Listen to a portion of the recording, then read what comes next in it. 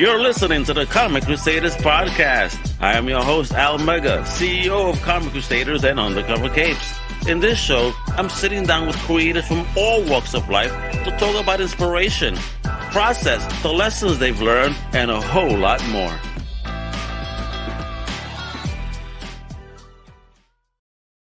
Wepa, what up, mi gente? It's your boy, Al Mega. Welcome to a brand new Comic Crusaders Podcast. Today, we got a dope podcast for you, vidcast, because we got an amazing actor and producer. You know, you've seen him in some scare movies, like Insidious, just to name one, right? But he actually put together this awesome documentary all about our people that love horror. It is called The Horror Crowd. Let me introduce the man himself, the future legend and superstar, Mr. Ruben Pla. Wepa, kiddo, how you doing? Oh, yeah, dude. Let me just tell you right now, that intro music is the baddest thing I ever heard, man. I've done like over 30 of these things, and that is so tight. Love that music. Seriously. It's about vibing and getting vibed up and, energized, you know? It's great. It's great. Go ahead. Awesome. Thank you for coming on, my brother, and talking about the greatness of this fantastic Oh, look at him. And I wore this for you, just for you, Al, because I know the deal. I know the scene. Man, we're gonna be digging then into that little corner of your geek verse, if you will. Yeah. Absolutely. So, my brother, thank you again for joining me today. I just want to say, as I mentioned in the green room, I had to watch this not once but twice. I was digging it, and there was a lot of little key things that I noticed the second time around. Maybe I gotta do a third one to see even more. Great stuff. Kudos to you. Thanks, for creating something like this for us horror fans. Thanks, and getting some insight. And I wish I had a cafe like that. We're gonna get into all that though real soon. We don't have it anymore either. Yeah, I know. But at least you had it. You had it. It went away. That's one of the segments. Yeah, go ahead. Yeah, you're gonna have to do the Pla Cafe then. That's all. All right, so kiddo, this is Comic Crusaders, and I always need a good origin story. So let me know, Ruben, where were you from originally? Where you at now? What's popping? Well, origin story. The gamma rays hit me when I was experimenting. Oh, no, that's somebody else. No, I was in LA, Hollywood, hanging out with the filmmakers, horror filmmakers there, working in their movies and stuff.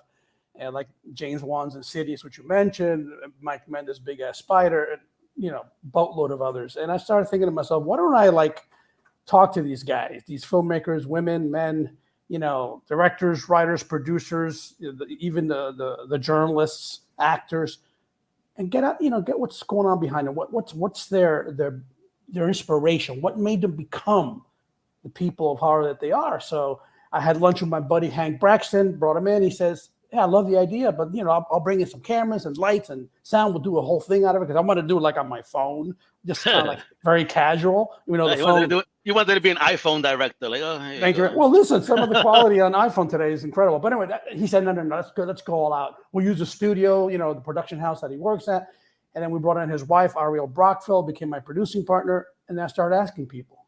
Just started asking one after the other, like Lynn Shea, Darren Powson, Mike Mendes, Adam Robitel, Jeffrey Reddick. Craig Perry, just Russell Mulcahy, one after Bria Grant, one after the other. They all said, yeah, let's do it. They wanted to reveal themselves to you, the audience, and tell you about their passions, their lives, their loves, their first, inspirations in horror. And that's how it started, Al. That's fantastic. But what about you? How did your love of horror begin? As a little kid watching The Wolf Man. In theaters? No, hey, watch it, man. I think you're older than me. No, I'm just kidding. Watching it. I was raised in New York City, and there was a thing called Creature Features, an old TV show that would show old Universal classics, horror, Dracula, Frankenstein, Wolfman, many, many others. And the one that got me first was Wolfman because, Lon Chaney Jr., and he's turning into the Wolfman, you feel so much pathos for him. You're like, oh my God, by the light of the moon. And he's like, he didn't do anything to deserve this. And he's changing and transforming, and it got me, man. I said, oh my God. And then Dracula, of course, who, Frankenstein, especially Bride of Frankenstein, which is even better than Frankenstein.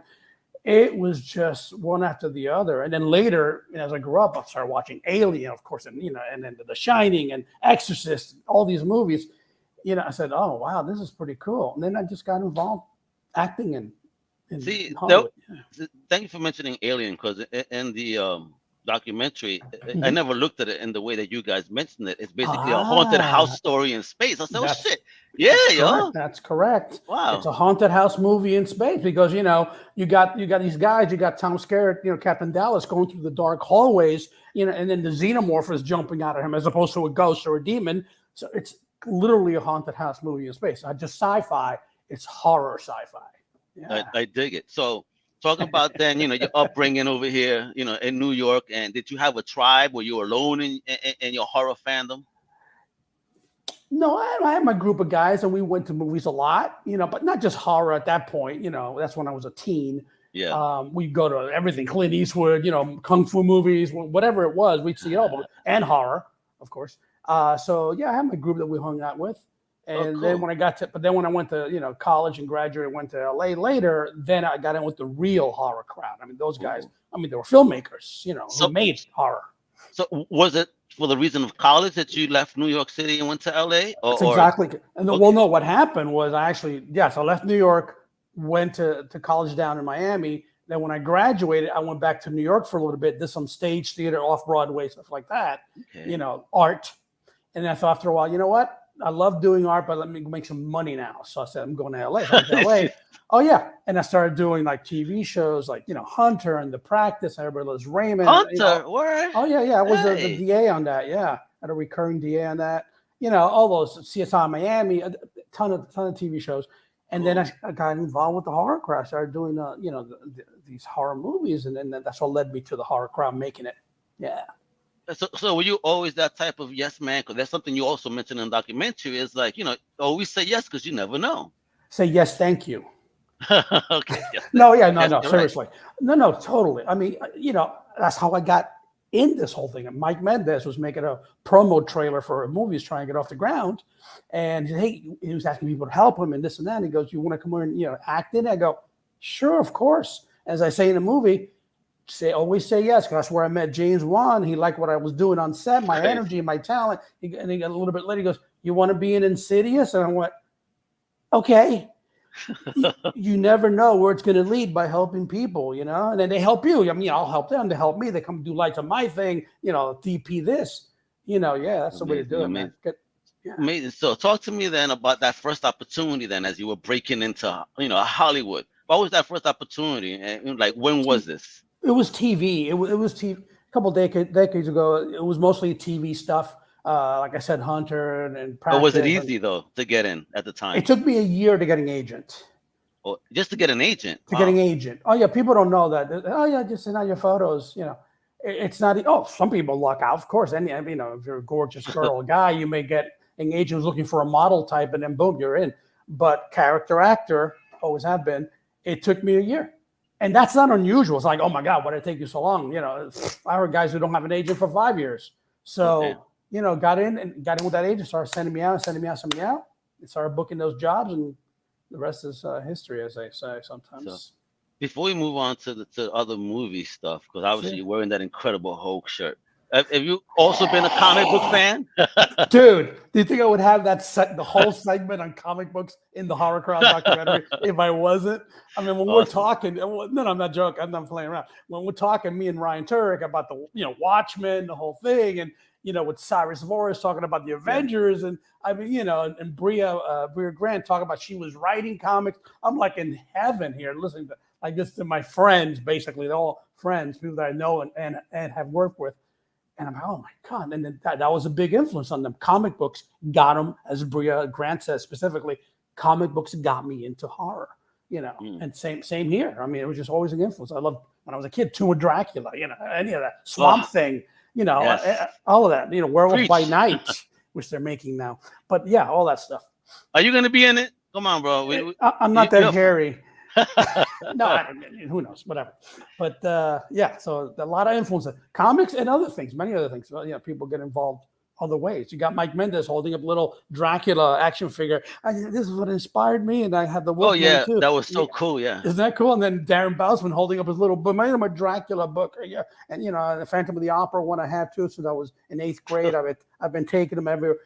I mean, these people. That blew my mind that he has the same copy, and he's kept them in great condition. Well, Damn. Sure. Yeah, Bousman is I always call him, he's a true Renaissance man because he likes to do horror, the Saw franchise, 4 of them. So that's, big money stuff. But he also goes and does this weird, wacky, small audience musical horror, like Repo Genetic Opera and The Devil's Carnival. And, Repo is like one of my daughter's favorite movies. And when she found out I had Darren, she goes, oh my God. But anyway, so he just likes to go around, man. So I like people who do that. Who'll do look at, James Wan. He does the big studio, the Aquamans and the Fast and the Furious. But then he'll come back and he'll do the Insidious and the Malignants, and then recently Malignant, which I was in. And, he's just doing both. He's got the ability, the talent to do both. So I love that. Malignant is one of my favorite recent horrors. Yeah. It's different, right? Yes. That's what I was telling everybody. And whoever tells me it sucks is like, you do not appreciate horror, man. He did something different, something that we, again, we don't tend to see in horror, something different. He really did different. He's done it 3 times. He did it with Insidious. That was like, what the hell is this? And it was a big hit. He did it again with Conjuring, not to the same degree as Insidious, but then he did it again with Malignant. He keeps reinventing his brand of horror, It's not like, I'm doing the same slasher thing, Friday the 13th, part 9. He just changes it up. I'm seeing a whole new universe, connected universe that he's building there. Like, okay, this guy's a beast. I can't wait to see what else he comes up with. But all right, so this is what I want to do before we continue talking about this awesome documentary, so we can start really digging in. I have the trailer. Thank you for sending that over. Folks, if you have not had the honor and pleasure of checking this out, guess what? You will now. Check it out. Cool. The Exorcist, Jaws, Alien. It was severe. It was intense. I wanted to watch it. I didn't sleep for 2 weeks. Who are the minds behind the macabre of present day? Biggest horror geeks and minds together, from A-listers to D-listers. Were they as strange and twisted as their creations? I didn't know any idiot can buy a video camera and make a movie. I'm like, I can be this idiot. My parents didn't know what to make of it. My dad was like, oh, so you're going to be a hooker now. There are 2 types of people, Rocky Horror people and non-Rocky Horror people. Sometimes that can lead to drama. The horror crowd helps each other out. Makes me a little bit emotional to think about it. The horror kids from around the globe found each other and slowly became...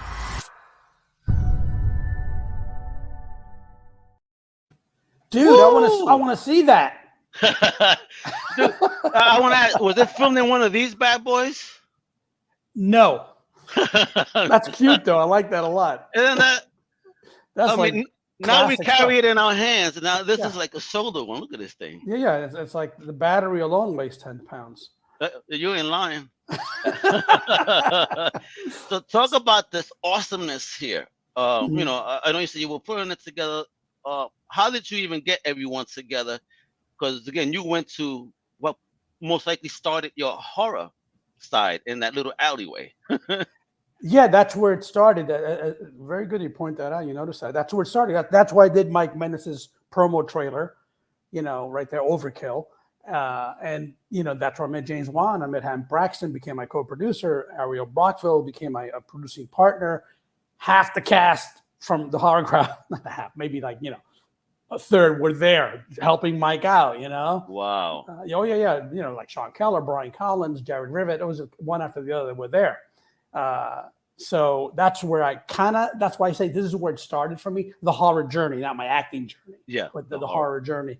And then soon after I got the idea, let's do this. So, was there any reason you weren't doing horror prior, or you just wanted to keep doing the small screen stuff and it was about opportunities? As I mentioned, I did mostly TV when I first moved to Hollywood. So there wasn't too much at that time, too much horror, if any. I don't know if there was any horror on TV. It was mostly procedurals, the Law and Orders, the cop shows, the Hunters, the Practice, and sitcoms, always sitcoms, Raymond and that kind of stuff. Mm-hmm. So that's why I did that. But then I just got involved and I saw something, let me go do this. And then it just took off from there, yeah. Amazing. So how long was this whole process of getting everyone together and making this awesome doc? Like that. And I'm not exaggerating. Getting them together is basically doing this. Calling, you want to do this? Yes, okay. Boom, next person. So the hard part was wrangling 37 people's schedules, But it was, it's 37 filmmakers in the film. Jeez, I didn't even bother counting. My God, it was a lot of. I'm just saying, Jesus, 37. I go nuts with 10 people. If you got, well, I knew. Remember though, Al, I knew like all of them and had worked with most of them. So we had. Well, you notice the camaraderie and the comfortable way we are together. Me and Lombardo, high fiving. Me and Ormpelli, arms around each other. It just comes out, and they felt good. Lynn Shay in the backyard, sitting there stroking her little puppy while we're talking. It was just very comfortable. She scares me. Oh yeah, it was very comfortable for me and for them, especially because that they could open up to me and say things, as you saw, which we'll probably get into soon. Nice revelations came out about many of the people, which is nothing mean or anything, but just a lot of cool, interesting stuff. Yeah, I love how I forgot the gentleman's name when he was asking his parents he was mentally disabled. I've used that word. He didn't use that word. He didn't use that word because the other word you could say back then when he was a kid. Yeah, Adam Girash. Yeah, he talks about they thought he was that because he was dyslexic. So he thought, "Oh, am I that word?" And he wasn't. But anyway, sure. So many of them had this weird backgrounds. Mike Mendez seeing The Hills Have Eyes, a very bloody, brutal movie at the age of 3. Hey, he beat me. Come on. He beat me because my first horror movie was in the movie theaters at the age of 5, and it was Hell Night with Linda Blair. Oh, sure. Yeah. That's why I love slashers, I guess. It's so funny. Yeah, really. Well, everybody, what? The horror subdivision genres it's everywhere. It's slasher, it's psychological, it's sci-fi, it's film noir, it's comedy. There's so many. It's like choose your poison. But everybody has different ways they start off. Sure. Yeah. Oh, speaking of Linda Blair, real quick, you mentioned Linda Blair. They all talk about a lot of them thought The Exorcist was like their first intro. Lombardo Boyard, Craig Perry, Oren Pelly. These Stacey Lane Wilson, they all talk about, I saw, the horror, the Exorcist, horror crowd. Yeah. The Exorcist at age 6, and Stacey said, my mom took me at age 6, and now the next thing we hear is Mike Mendez at age 3 for the Hills Have Eyes. I mean, that's just, some things just edit themselves, They didn't have a babysitter, they had no choice. No, their babysitter was Linda Blair. That was their babysitter. I love it. I love hearing, what their first impressions were. It's great because again, it didn't make us crazy, or maybe it did. Who knows? But I want to ask you: did you get to go to that cafe? Because guys, they were mentioning this dope cafe. Of course. So you lived there. That was the second home. It's so funny you say that, Al. I'm sorry. I reacted that way because I'm like, that's why I made the segment about it. We spent a year and a half, maybe 2 years, going to trivia night once a month doing horror trivia. Like 7, as what you see in the documentary, 70, 72, 75 people crammed in this little narrow but wonderful little cafe that didn't serve liquor, just coffee and sandwiches and stuff like that and tea. Mm-hmm. And, then all of a sudden it was gone. And it was all because of, rent. It was right on Ventura Boulevard in Studio City. So the rent was astronomical for a small mom and pop, literally mom and pop place. Eric Kane and his wife, Selena, just, running it. But after a while, but we would be there every month and and the prizes and this and Ryan and Rebecca running it, Rebecca McHenry and Ryan Turek running the thing and getting the hard questions like we talk about in that segment. The questions got harder and harder because Brian says, and the first time I'm asking, what's the name of Dracula's assistant? Yeah.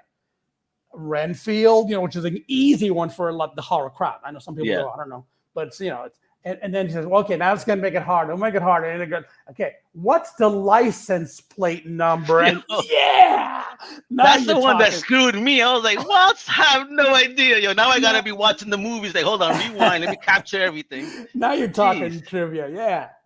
That is dope. I wish I had something like that out here in New York. I mean, we need this. We need this in our lives.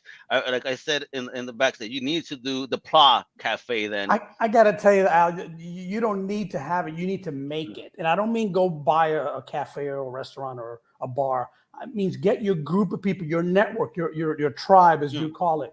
And you guys meet at any bar. You pick a part of that has a nice atmosphere. And you do your trivia night or your music night or your karaoke night we used to do karaoke. We called it karaoke. Karaoke. Oh, yeah, snap. is that cool? That was It Mike Mendes christened that one. But we used to do that for like 2 years or more. Amazing. So just seriously back to you. Get your own little group there, your tribe, and meet once a month. Start it once a month, and do whatever. Whether it's trivia, music, I don't care what it is. Talking, just trading, recipes. I don't care. And build that group and build that networking, and then spread it out, and it just brings you together. I've heard so many people from like this thing had a very long festival run and successful, over 40 festivals internationally, U.S. and Europe, all over the place. Yeah, with a lot of awards. Don't be humble now. No, there were. Thank you so much. I won't be humble since you're doing it for me. So, but seriously, I'd hear from people all over the filmmakers, the festival directors, and audience, just messaging me saying, "Oh my God, it inspired me so much because I want to start my own horror crowd, even though they're not a horror person, because it affected non-horror people too." Like over a third of the festivals that accepted this movie were not horror festivals; they were generic festivals, and and the film still beat out regular dramas, comedies, or whatever for best movie, best documentary, best whatever. And it's a horror, which you wouldn't think that would happen. So, yeah, it goes across the board. This little guy in Scotland says, "Oh my God, it inspired me so much because I don't even have a theater in my small town here in Scotland, but I saw your thing online." And I mean, come on, dude, that's just right there, So yeah. Was this your first time, being behind the camera and then being in front of it in that sense of interviewing and whatnot? As far as a feature, I'd shot 2 shorts before. I wrote and directed 2 shorts. One of which my daughter was in, Madeline. She was really good. Hey, shout out. Yeah, Madeline, whose song is the tail end song during the credits of the horror crowd. That song, Scarlet, that's her. She wrote it. Her and her band. Salute, kiddo. Hey. Yeah, check it out. Zombie Sunday. Look it up. The band is Zombie, like monster, and Zombie like Sunday, like the dessert, not like the day. And then they performed that song. So she's in that. And the second one is called Head. And Ariel Blockfield, my producing partner, she plays the female lead. And Matt Mercer, a great actor, plays the male lead. And it's about a wife whose head is decapitated and her husband's like still carriers that are around in a box, and she's like torturing him. So that's what that's about. That's called Man, Head. if I'm being tortured like that, that head is not going to be near me. Yeah. Hey, I got a gift for you, Ruben. She does other stuff too. But anyway. Man, I was about to, man. My lips are shaking. Like I want to say it. Thank you for saying it. Yeah. Salute. So that's first 2 shorts, and then this is my first feature, and then now I got like 10 scripts, polished and ready to go. Narrative scripts.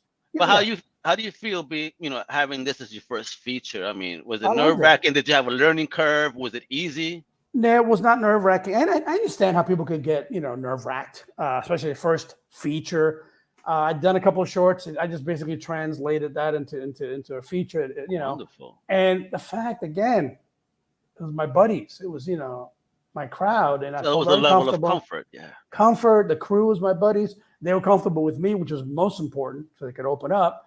But yeah, I just and being an actor, I'm never I'm not a nervous guy. Some people are when they're actors, but yeah, I'm very comfortable with them and the whole thing, and so it wasn't like, oh my God, I can't handle this or whatever. No, yeah. Oh, yeah, I'm one of those that I'll be nervous up until the camera's on, and once it's on, everything's gone. And I'm cool.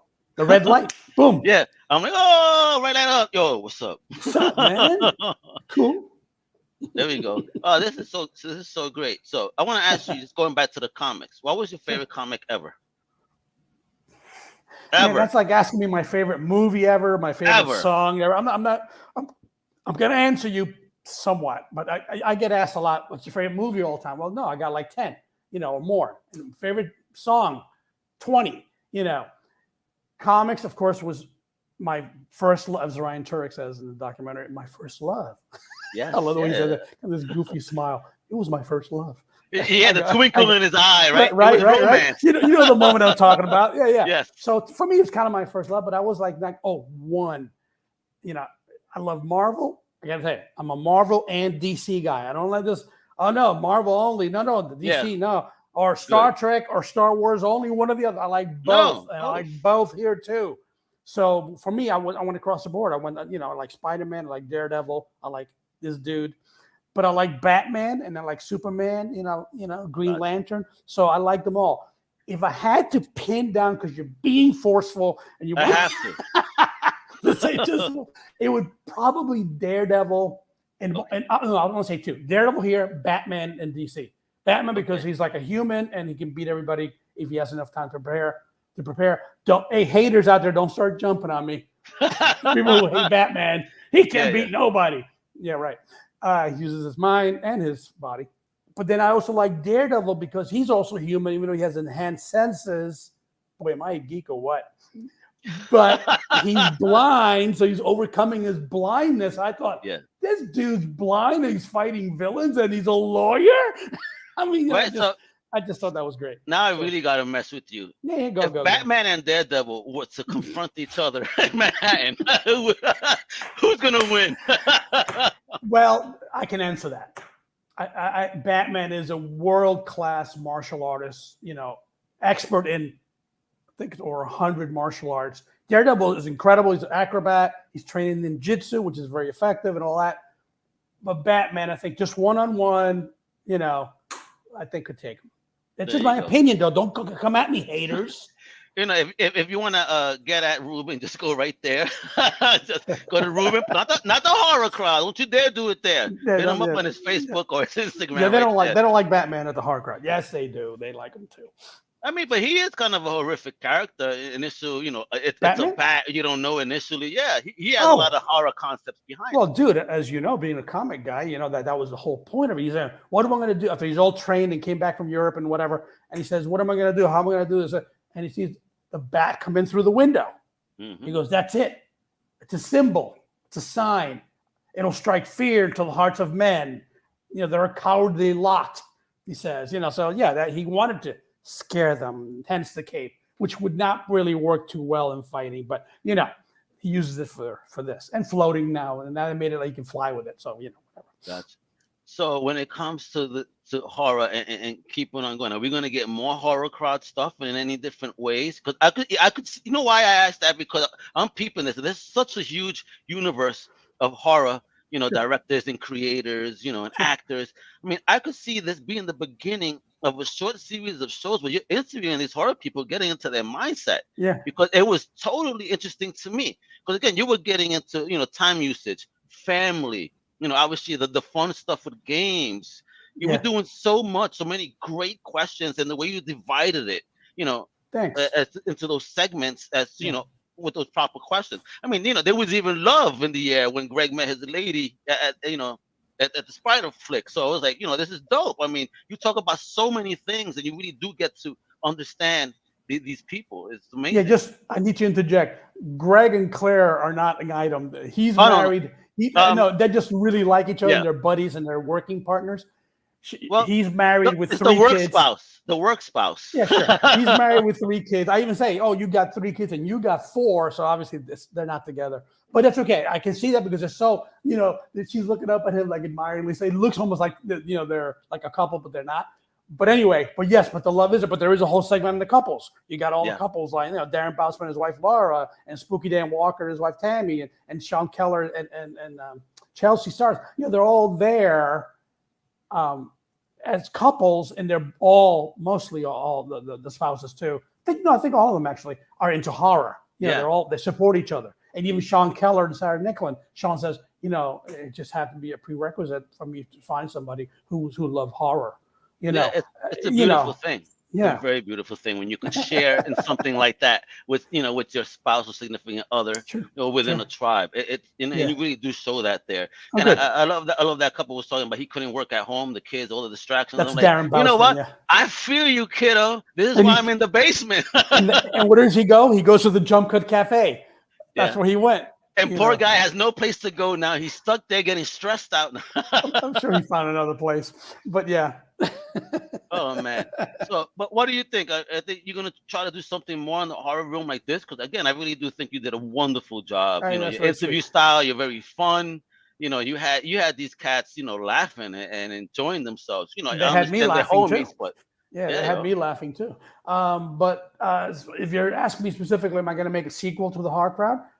Maybe. that's the horror crowd too, the sci-fi crowd, Yes. sci-fi, the fantasy Use crowd. The crowd has to Yeah, be kind of like the Crusaders for me, because I have Yeah. comic Crusaders, music Crusaders, indie Crusaders, pop. You have this, the sci-fi Yeah. crowd, the drama crowd. the pottery crowd, people who like Hey. pottery. Hey, why not? You're right. If they love ghosts, you know what I mean? Ghosts got so many people into pottery, you know what I'm saying? Very good.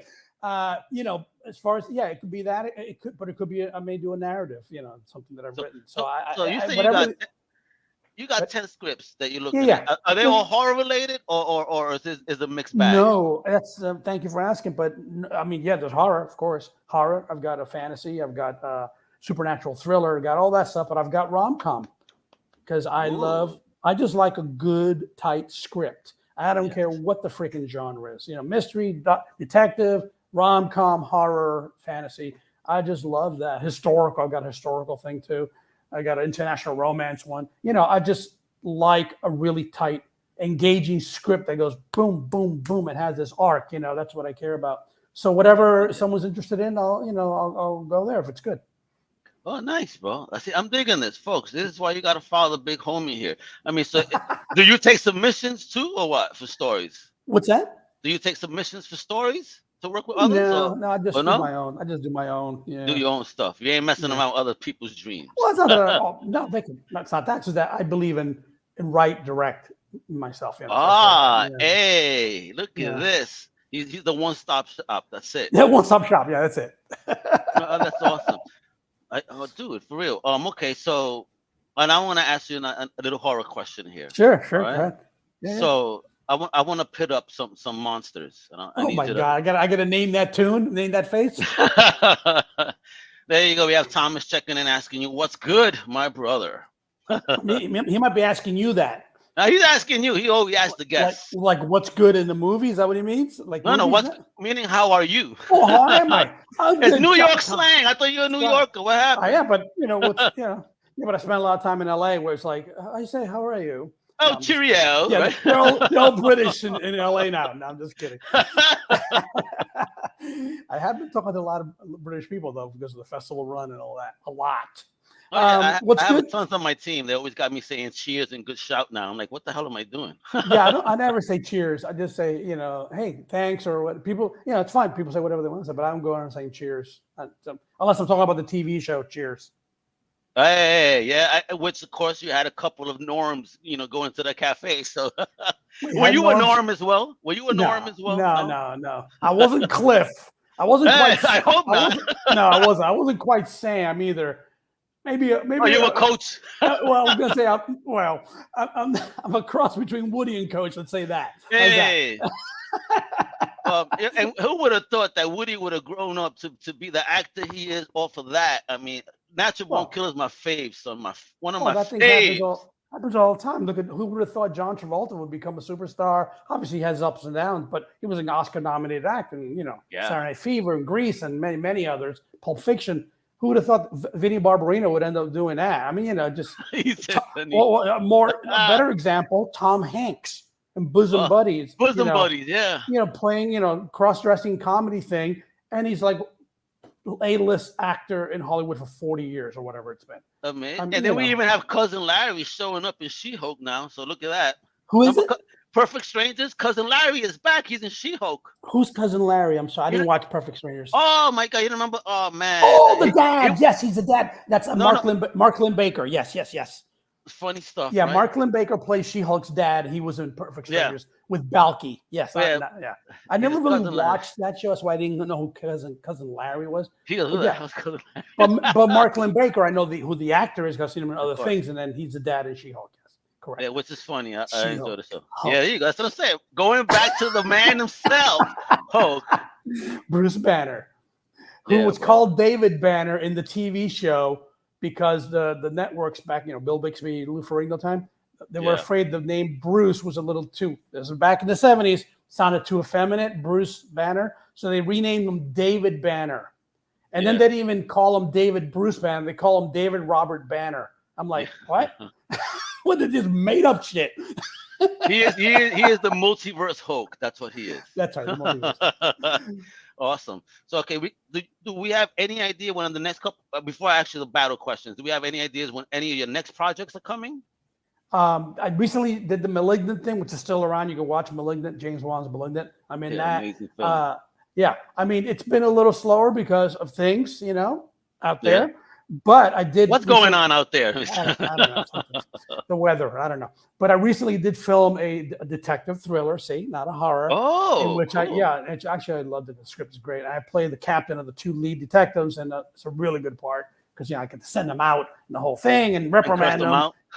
yeah, and then yell at them when they don't do the job right, and then but it's more than just the typical captain yelling at his guys. I've got emotional scenes in the hospital when this kid that I was helping to raise in this from the streets and coaching him, he gets hurt bad. I won't say anything else, and I got this whole emotional scene. So it's a really good role. So. Oh, you get emotional. Now, if you want to see Ruben cry, you better be paying attention, all right? No, just better be paying. Hey. Just have to pay. Pain. I'm kidding. All right. So let me ask you here. Yeah. Since you mentioned the Werewolf Man. So we're talking about Werewolf Man versus James Wan's Malignant, main character. Yeah, that character we won't mention because it's a spoiler. So between the Wolf Man and that character, that's a close one. That's a good choice. It's not like obvious, like Dracula and the Wolfman. No. That's a close one. Mm-hmm. I'm just gonna go because I love Lon Chaney Jr. so much. I want to go. Wolfman. Wolfman over the main. And guys, if you have not watched Malignant, please watch it because that I have a reason why I asked that. All right, but I can't spoil it. Can I know the reason without telling me a spoiler or? Wolfman changes, right? Oh, okay, that's good. Got it. They both change for different reasons. You're right. You're correct. That's why that. That's okay. That's so good. Give me another one. I like this. Give me another one. Give me. All right. Since you love comics and also horror movies, what would happen if Frankenstein ever confronted Swamp Thing? Frankenstein movies or Frankenstein the comic book? No, I'm not gonna go. I want movie Frankie versus comic book Swampy. Not the Lee Majors joint movie. Not the TV Swampy. So you want paper versus celluloid? Is that what you're telling me? Yes. It's easily Swamp Thing in the comics because in the TV movie and subsequent show, he wasn't as powerful as in the comics. And this is not a spoiler. When Alan Moore took over Swamp Thing in the comics, he made him an Earth god. He basically, Swamp Thing wasn't just this lumbering, swampy guy with, branches on him. He could control kind of like Poison Ivy, but more, the whole Earth and the trees and, everything. Just, so he would just wrap up Frankie and done. So it would be Swamp Thing, even though I love Frankenstein. All right. So here we go. Since you mentioned Tomb of Dracula. Yeah. Love the Drac. So I want the Universal Dracula versus the Marvel Comics Dracula. Oh, the Marvel Comics is stronger. He's more vicious. I mean, Bela Lugosi, wonderful performance, wonderful. But I never got, even Christopher Lee was more animalistic than Bela Lugosi. Christopher Lee, I was afraid of that guy when I'm watching, watching him in those movies, Taste of Blood of Dracula and all these. I'm like, this guy's terrifying. The blood everywhere and just the way he was super, super sexual with the women, even though Lugosi was hinted at. But, it's 1932. Or they couldn't do what they could do later in the 70s, with the Hammer horror films in England, in the UK. So it has to be the comic book Dracula because he's just some more vicious in the comic book Tomb of Dracula than he was as Bella. And you're saying Universal, so it has to be Bella. All right. So that's my answer to that. My long drawn out answer, but you asked it, so there it is. Well, this is gonna be a long one too because this probably doesn't get asked too often. But the Van Helsing from the movies versus Blade the Vampire Hunter. And Blade obviously showed up in Tomb of Dracula 14. You know what I mean? Blade. Wesley Snipes. Aside from being a black belt, Wesley Snipes is also a day walker. He's a vampire. So he's got added strength and speed and durability. Hugh Jackman wasn't, playing Wolverine in that, or I'd say him. He's playing Van Helsing as a human Yeah. I don't think there's any contest. So Van Helsing has no chance. I don't think he has any chance in that one, in that matchup that you specified for me. But if it's Wolverine, then it's Wolverine. Anyone Wolverine? All right, so Wolverine versus Werewolf Man then, because they both got claws. No, Wolverine, because all day. Because the werewolf can bite him and whatever and scratch him, but Wolverine has regenerative powers. He just heals and heals and heals. He's a mutant. His mutant power is not his claws; those were put in later by the government. The adamantium claws. Look at this geek. Look at this geek. He knows all his dude. stuff. You asked me. So you're telling me that if werewolf bit Wolverine wouldn't become a werewolf at all? You think his healing factor would kick in quickly enough? I have evidence because there was a storyline in X-Men where they were in outer space and there were these creatures kind of like alien, and the Brood. The Brood, thank you very much. So you do know the storyline. So you know what happens. They infect Wolverine and he's able, with his healing power, to expel it. And he doesn't change like the others have been changing and having the come out of his chest. You are aware that the Brood was Marvel's version of Alien from the Aliens movies, and now they own Alien outright. Well, that's why I said the alien-like creatures. The Brood was totally, it was drawn to look like... It was a rip-off. It was total rip-off because it was drawn to look like aliens, and they got infected and the guys burst out of their chest. Hello? Right? I just have a bellyache, that's all. Yeah. Yeah, really. So Wolverine would take him. Yeah. Okay. All right. So do I have one more for you? So we haven't mentioned another Universal monster in the Mummy. The Mummy, right? Okay. So a good choice Karloff for the Mummy. or Lon Chaney? Or Karloff. Okay. Karloff. Christopher Lee in Hammer films, but yeah, I agree. Karloff, he's really good. Karloff always, bro. Yeah, he's really good in the Mummy. Anyway, go ahead. All right, so I don't know if you're aware who the living Monolith is. I've heard of him, but I don't know his power set. Okay, What's his power set? He's kind of godlike, but for me, it's always kind of the Mummy because wake up from the dead after these damn years, wrapped up and still move like you're spry. Yeah. I'm gonna have to abstain because I'm not as familiar with the living Monolith as I am with the Mummy and many other obviously characters. So I don't know. Well, you tell me. All right. No. This is my show. It is your show. All right. I want you to tell me. All right. I'm gonna have to do this one. It's gonna be a 2-on-1 battle, and it'll be the Mummy. Okay. And the Bride of Frankenstein. Ooh, she's hot, man. Yeah. Versus, you know what? Since you mentioned that he's unstoppable, would he still be unstoppable? Wolverine? Batman. Oh, Batman. Sorry, I thought you were going to Wolverine again. Oh no, Wolverine. No, he got claws. He'll rip him to shreds. He'll rip the Mummy's bandages to shreds. That's what I'm saying. You're like, where is this guy? Exactly. So Mummy and Bride of Frankenstein. Bride versus Bats. And no prep. This on a Halloween night. In the middle of the street. Halloween night. That's funny. But does Batman have his full utility belt? Because that makes a difference. If he's naked or in tights only. No, he's not naked. He's being bats and he got his utility belt and all that goodness. Some gas and some lasers and some, things like his bat shurikens. I don't know. I think he could take Mummy for sure. Bride was ever shown to be super, super strong the way Frankenstein, the Frankenstein monster was. Don't call him Frankenstein. That's the doctor. So I don't know how much of a challenge, even though I love her, don't get me wrong. She would be, I think the Mummy's more, it has the strength. Although he shuffles, Batman could take advantage of that, So yeah, Batman. All right, there you go. So comic book heroes over monsters right now. The one that divided you was the Malignant versus Werewolf, and I like that. That one got you a little. Yeah. Well, those are both. Oh, you were saying? Did you say Wolfman, the Lon Chaney, or Werewolf by Night, the comic book? No, Lon. Oh yeah, definitely. Yeah. Well, that's I think Werewolf, the Wolfman. What do you think? Werewolf by Night would have a better chance? It's a different Wolfman. If you've seen, he's done 5 appearances as Lawrence Talbot. Love that name, Lawrence Talbot. He is, he's strong, he's vicious, he's violent, and all animalistic.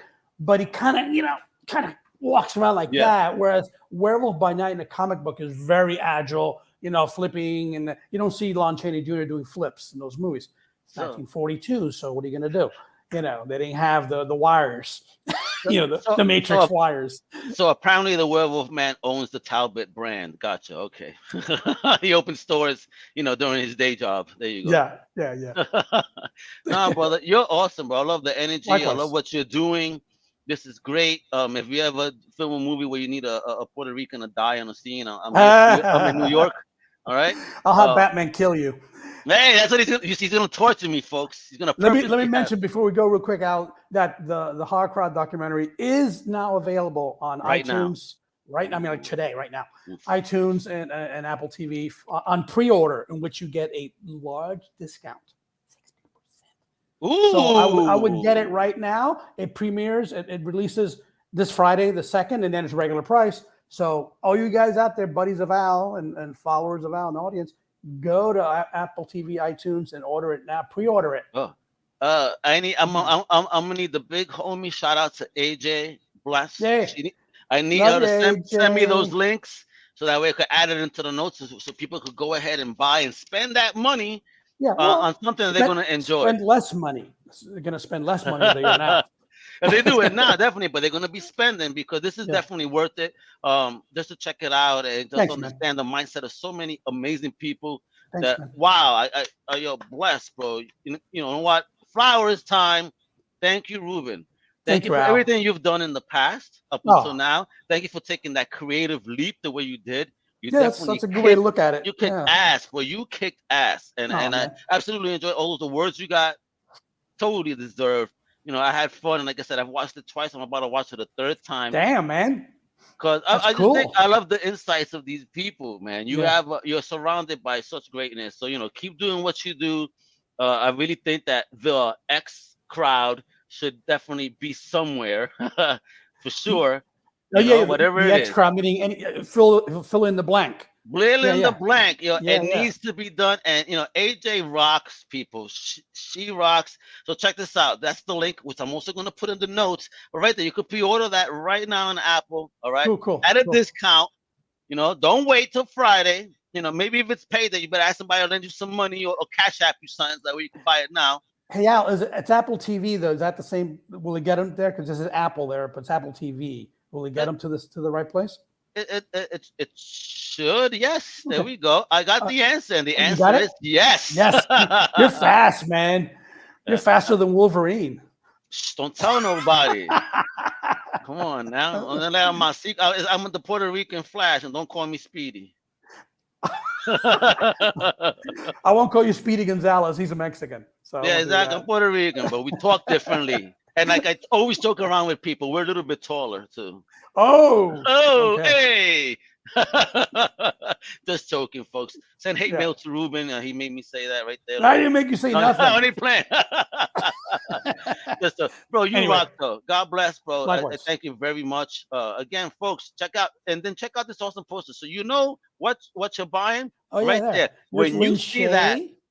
There's Chelsea Stardust. There's Darren Bousman at the bottom. There's Greg Brumberg on the left. Jeffrey Reddick, creator of Final Destination, and Bria Grant on the right. Yeah. Do you still own those type of TVs at the crib or what? Yeah, I actually photographed this. I put their heads inside the televisions, and they didn't mind. They're dedicated. No, I'm kidding. You're awesome. I love the energy, kiddo. Folks, I'm going to show this one last time. I need you to follow Ruben and the project. Go to Facebook. It's Ruben Pla. That's RUBENPLA. And at the Horror Crowd. If you don't know how to spell that, you got problems. Now, on Instagram, it's a Ruben J PLA. All right.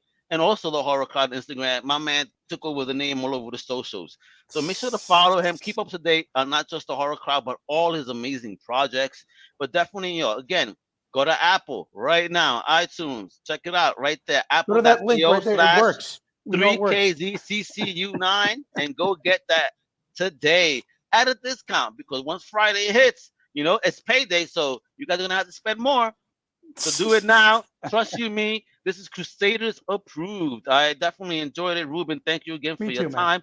Much love, bro. You absolutely rock. And my people, you know what to do, right? Check out everything Comic Crusaders at comiccrusaders.com. Check out the extended family over at undercovercapes.com. You know how we do, and we got some dope stuff dropping all week, next week, week after that. You know how it go. We keep working hard. Wepa, para que sepan, hasta la próxima.